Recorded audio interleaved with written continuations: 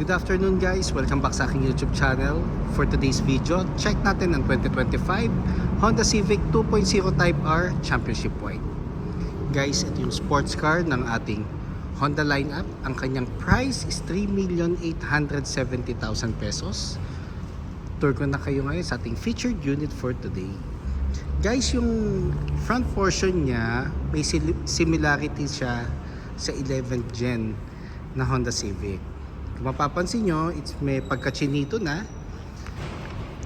Naka LED headlights tayo with daytime running lights.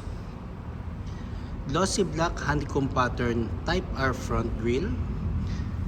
Naka red badge tayo for Honda emblem sa Type R. It symbolizes yung winning racing tradition ng Honda. Sa lower front bumper naman is honeycomb din. Combination siya ng matte black and glossy black. Yung sa pinaka-garnish natin sa pinakababa, yun ang glossy black, guys. Kita ko lang yung front portion.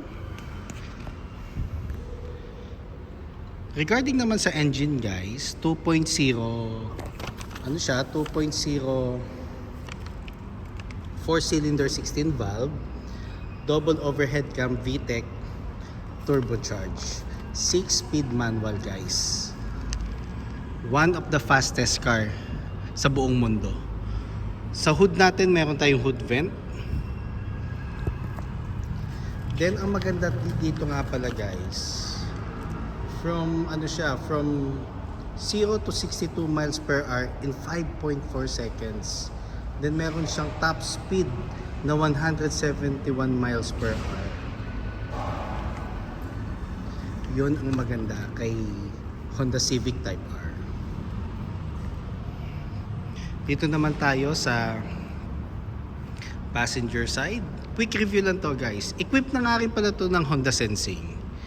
Naka 19-inch matte black Type R design alloy wheels tayo. Ang front brakes natin is 350mm Brembo brakes. Then ang ang suspension niya is dual axis strut. Ground clearance is 123mm.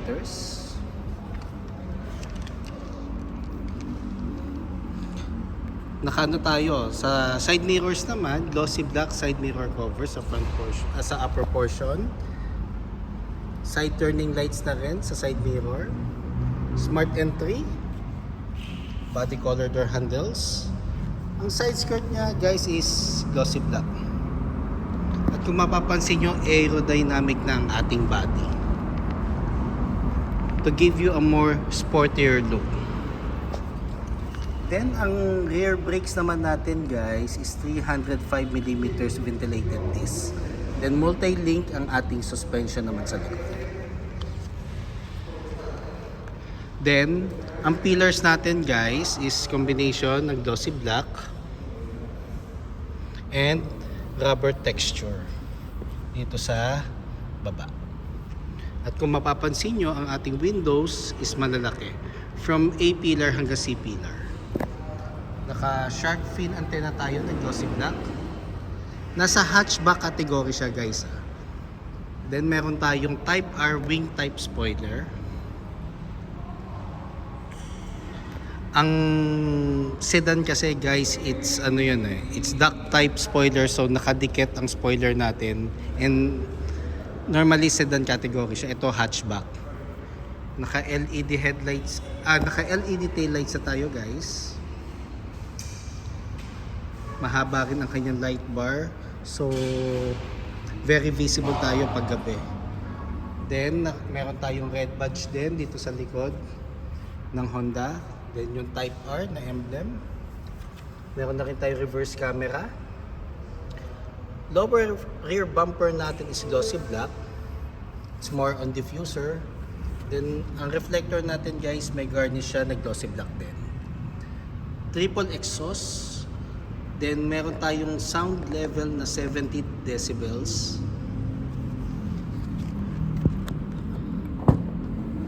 Dito naman sa sa compartment natin, kung mapapansin nyo, Very spacious din. Then, repair kit ang ating pinaka spare tire. It's more on tire inflator lang. And, meron tayong sealant.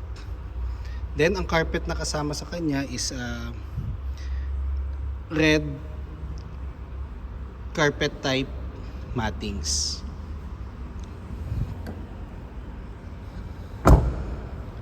Dito naman tayo guys sa driver side.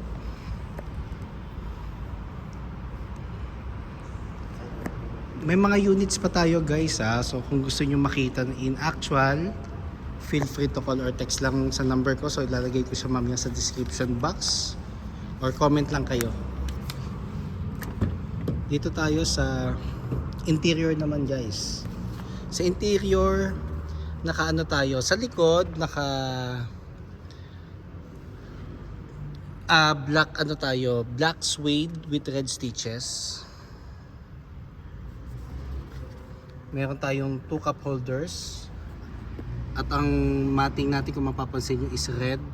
Kasi nga it symbolizes the racing winning tradition ng Honda. Ang ceiling natin is black. Dito naman tayo sa front portion. Ay pakita ko lang guys yung gulong nga pala. So naka Michelin tayo guys 265/30 ZR19. Tubeless na tayo guys.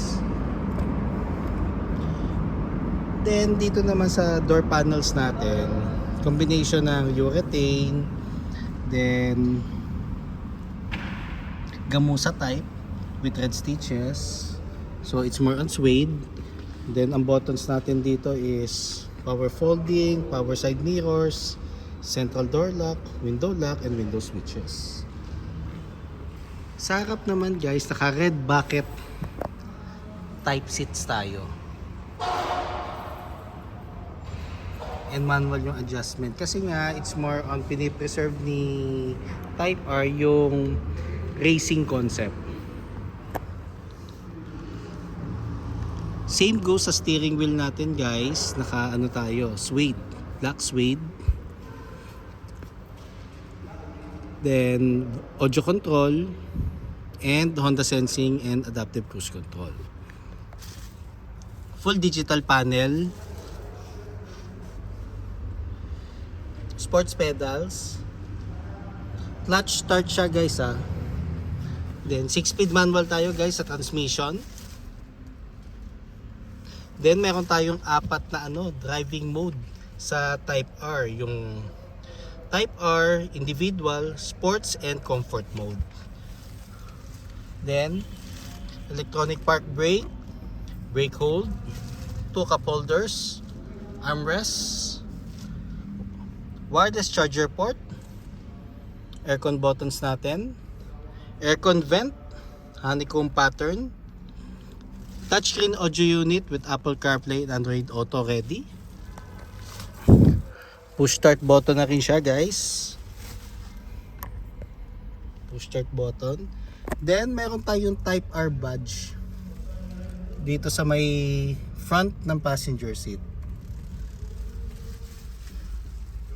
Naka-boss na rin tayo na sound system.